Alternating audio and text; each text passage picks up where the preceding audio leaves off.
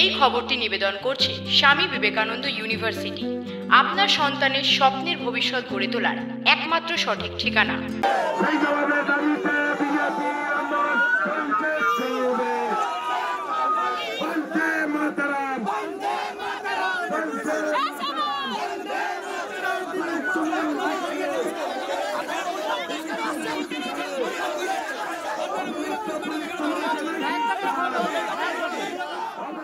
Bandel barricade ভেঙে police ফাঁড়িতে ঢোকার চেষ্টা বিজেপির, প্রতিবাদ বিক্ষোভে উত্তেজনা।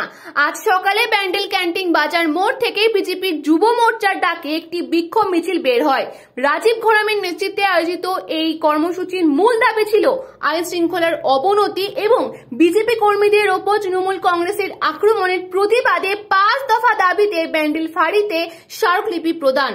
তবে ফাঁড়ির সামনে পৌঁছাতে পুলিশ ব্যারিকেড দিয়ে মিছিল থামিয়ে দেয়। শুরু হয় ধস্তাধস্তি।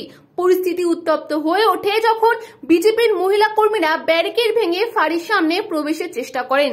শেষ পর্যন্ত বিজেপির এক প্রতিনিধি দল ব্যান্ডেলের ফাঁড়ির ওসির সঙ্গে দেখা করেন, স্মারকলিপি জমা দেয়।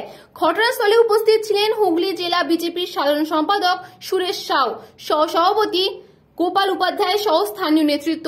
পুলিশ এবং বিজেপি উভয় পক্ষের মধ্যে উত্তেজনা থাকলেও বড় কোনো অপ্রীতিকর ঘটনা ঘটেনি বলে জানা গেছে।